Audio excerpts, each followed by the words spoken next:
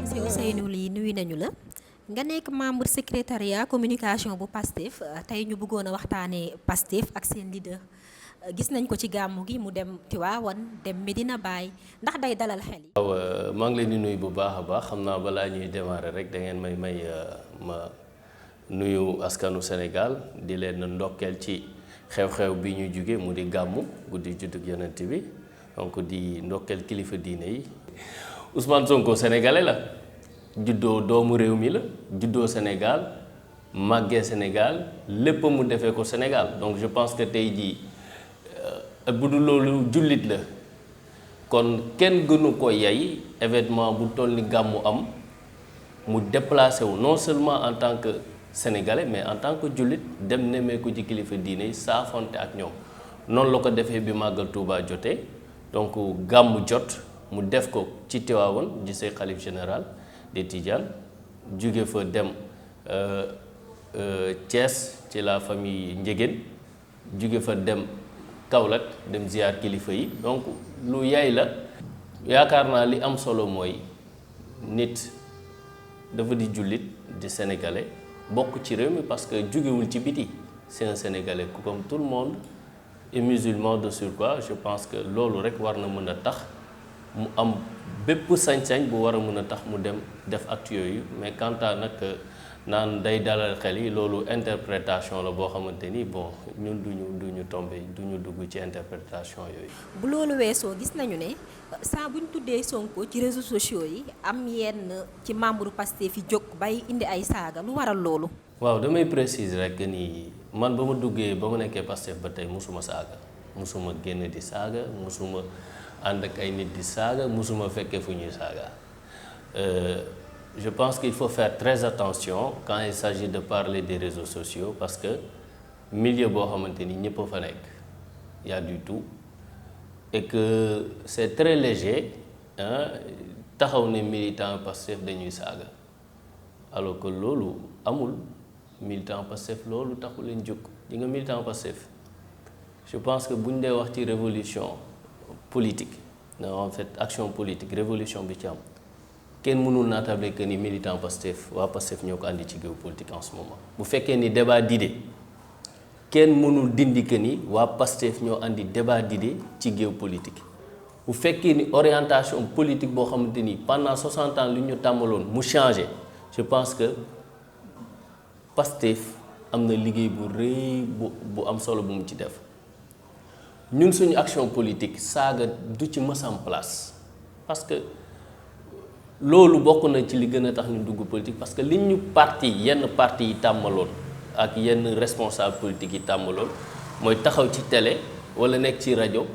amoo dara looy wax askanu Sénégal lu dul naan leen kii dafa lii wala kii dafa laak wala attaque personnelle nii ki façon politique boobu ñun moom la ñu bëgg mu deñ moo tax ñun ñëpp ñu dugg ci politique nekk ay ndaw wala ay mag wala góor ak jigéen ñu nekk ci pour que loolu deñ partout au Sénégal à l'heure où je te parle chaque week-end foo mënti dem ci Sénégal ay militants Pastef ñoo ngi tenir ay activités citoyennes ay dons de sang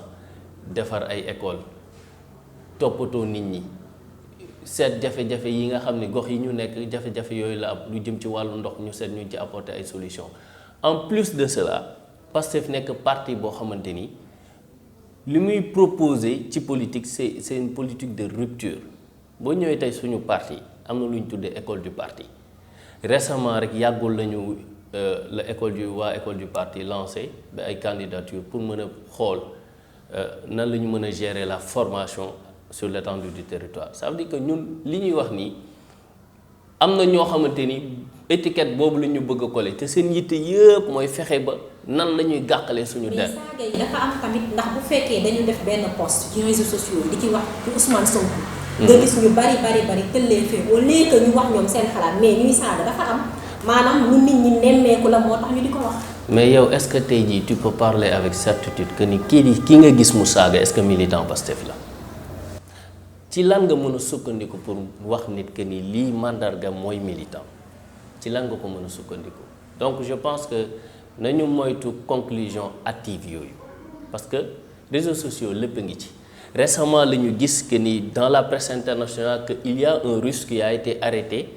et que plus de 100 000 comptes Facebook qui ont été supprimés, des faux comptes. Et que Russe boobu noonu il était actif avec son agence pour lu jëm ci wàllu élection en Afrique de l'Ouest. Vous étiez au courant. Donc ay nit ñoo xamante ni ils ont aujourd'hui la possibilité de créer et de multiplier autant de comptes faux comptes qu'ils peuvent jël ci def sa photo xam nga man tey jii bu ma neexee yow mën naa am sa photo Facebook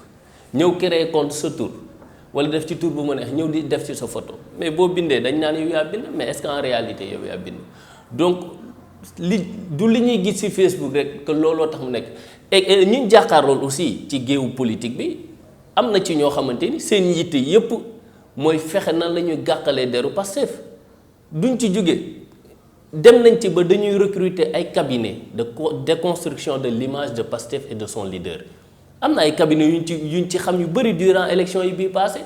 des cabinets yoo xamante ni ils sont spécialisés uniquement dans la communication digitale et sur les réseaux sociaux ay Twitter la ñuy nekk Instagram ak Facebook créer des centaines de comptes non am na fi ay cabinets yoo xamante ni ci élection bii passé dañ leen recruter am na ci cabinet boo xamante ni ki ko jiite sax waajuram responsable bu mag la woon ci géopolitique France fii nii ci Sénégal donc pour wax la ñi ñu jàkkaaral politique aujourd'hui li nga xam ni Pastef daf koy proposer te nga xam ni dalul seen xel ndax bu projet bi àggee bu fekkee ni projet bi dox na ñoom li nga xam ne moom la ñu tàmmaloon ci politique dafay dàqu te bëgguñu ñoom effacer wala génne leen ci offre politique bi nga xam ne fi mu toll nii dafa am moo tax seen yitte yépp mooy nan la ñu mën a fexe ba deru Pastef yàqu nan la ñu mën a def ba nga xam ni deru Ousmane Sonko yàqu comme ñoom dañoo yàqule maanaam ci 60 ans ci offre politique mënuñoo wax lu askanu Sénégal dégg wala ñu wax luy jariñ askanu Sénégal am ay groupe de personnes jóge fële ci diir bu gàtt 5 ans andi benn message ak benn offre alternative boo xamante ni nit ñi dañ ci commencé gis seen bopp te li ko lal mooy une activité citoyenne maanaam dañuy def politique waaye duñ ko def comme nit ñu ko tàmbali loolu nag moo dalul seen xel te xam nañ ni mu ngi ci ay jéego yu baax a baax pour avancer donc nu ñu mën a def rek pour gàqal ko dinañ ko def yooyu ay stratégie la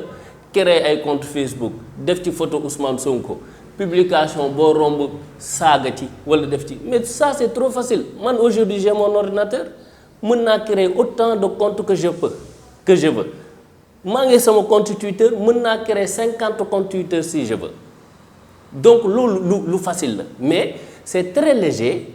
nga mën a taxaw ne diw dañ ko gis mu saaga militant Pastef la lan mooy mandargay militant